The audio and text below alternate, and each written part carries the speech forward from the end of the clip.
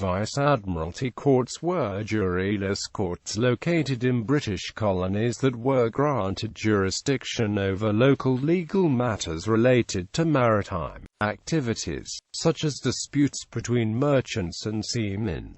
American colonies. American maritime activity had been primarily self-regulated in the early to mid-1600s. Smaller maritime issues were settled at court in local jurisdictions, prior to the establishment of courts to specialize in admiralty. In the colony of Massachusetts Bay, for instance, a maritime code to specialize in maritime legislation was created, and in 1674 the Court of Assistance was established to determine all cases of admiralty. Typically the courts were presided over by a judge, unless it was deemed more suitable to be presided over by a jury. This was similar in Maryland, where a so-called Court of Admiralty heard cases of maritime issues including sailors' wages, the carriage of goods and piracy. Originally these courts dealt primarily with commercial matters, and the judges which presided over them were appointed by the local population and were paid from the colonial treasuries.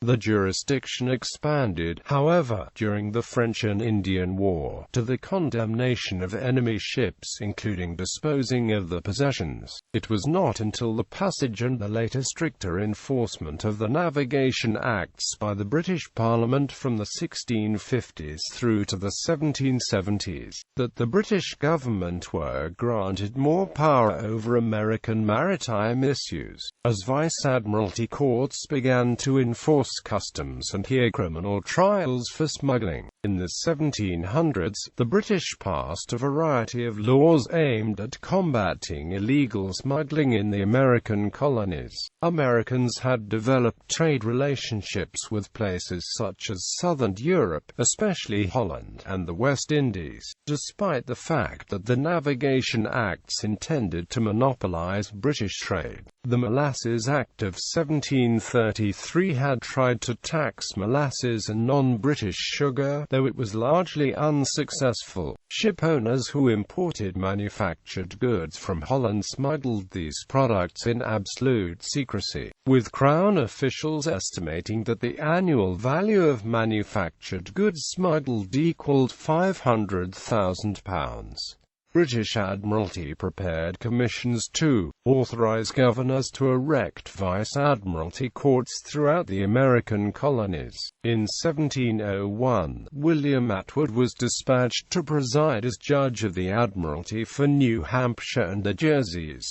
Due to firm colonial opposition, however, the task was practically impossible, so he retired only a few years later. Other Vice-Admiralty judges in Pennsylvania and southern colonies faced similar difficulties, as locally elected authorities strongly opposed the work they were sent to do. The courts became quickly unpopular. This was not only because of the express prohibition of jury trials, of the fact that Vice-Admiralty judges tended to believe that common law courts did not have superior status. It was also because a whole range of technical issues confused the legal system. It was often not clear whether Vice-Admiralty courts had jurisdiction over creeks or bays, or whether the governor could create Vice-Admiralty courts through vice-regal powers, or whether or not there was a clear method of separating the jurisdictions and procedures of Vice-Admiralty and common law jurisdiction. As a consequence of this, Vice-Admiralty courts became ineffective and, as many colonists perceived, unjust. American Revolution. In the early years of the American Revolution, the British Parliament increased the power of Vice-Admiralty courts throughout the colonies to regulate maritime activities and combat smuggling. The 1764 Revenue Act, known also as the Sugar Act, established a so-called Super Vice-Admiralty Court in Halifax, Nova Scotia, presided over by a Crown-appointed judge, the first of which was British jurist and the later governor of Barbados. William Spry. The court was to have jurisdiction over all of America, with the legislation empowering customs officials to take seizures in ships to either a common law court, ruled over by a jury, or the new Vice Admiralty Court. However, the court in Nova Scotia lost its utility fairly quickly, not only because of its distance from the centres of commerce and trade in the colonies, but because the cold weather made it difficult to travel to. Therefore, in spring 1768, the court in Halifax was abolished and Parliament authorized Vice Admiralty courts in Boston, Charleston, and Philadelphia. These courts held sessions heard without juries, with the burden of proof being on the accused instead of on the officers who seized the property. Much of the time vessels were seized by the Crown on weak evidence. The courts also generally only tried Americans,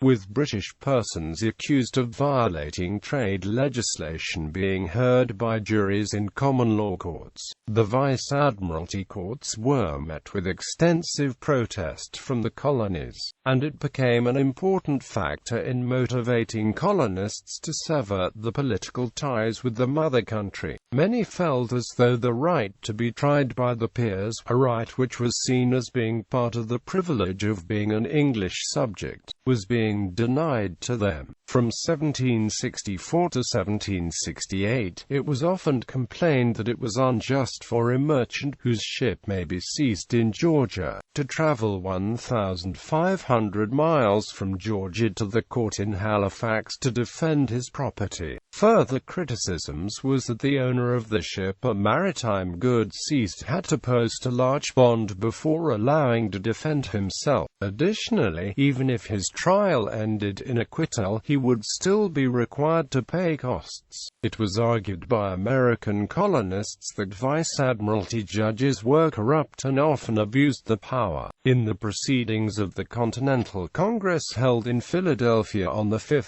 September 1774, a complaint was drafted to King George III that the judges of Admiralty and Vice Admiralty courts are empowered to receive the salaries and fees from the effects condemned by themselves, with officers of the customs being empowered to break open and enter houses without the authority of any civil magistrate. James Otis had further complained of the lack of justice in having juryless trials and the burden of proof on the accused. The complaint made in the Continental Congress is probably alluding to the payments made to the judge of the Vice Admiralty Court in Halifax, where they actually received the payment not through a crown salary but through compensation through fees charged for condemning a ship, and through the sharing of the profits of the condemnation of that ship.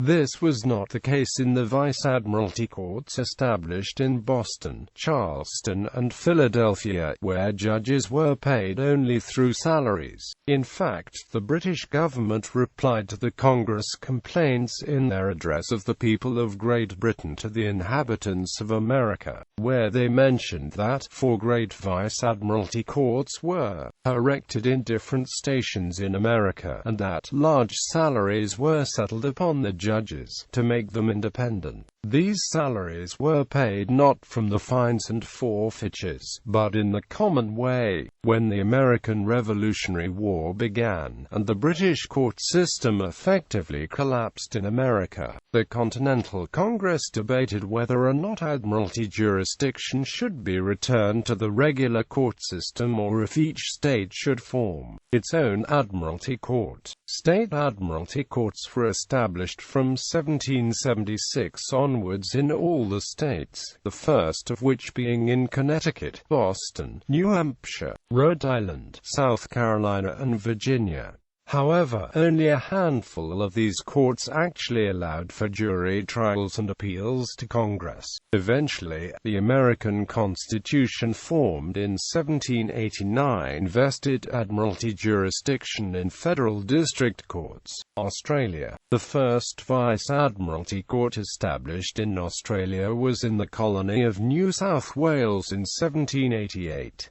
The first vice-admiral was Arthur Phillip and the first judge was Robert Ross. The court was abolished in 1911 when the Supreme Court of New South Wales was granted the admiralty jurisdiction of the court. Canada. A vice-admiralty court was formed in Nova Scotia to try smugglers and to enforce the Sugar Act of 1764 throughout British North America. From 1763 to 1765, when American smugglers were caught, they were tried by corrupt judges who received a percentage of the confiscated goods if the defendants were found guilty. Therefore, defendants were less than likely to be found innocent. Sierra Leone. The Sierra Leone Court of Vice-Admiralty was founded by George Canning, the British Foreign Secretary, on the 2nd of May 1807. Its role was to enforce the abolition of the Slave Trade Act 1807 and the later Slave Trade Felony Act 1811.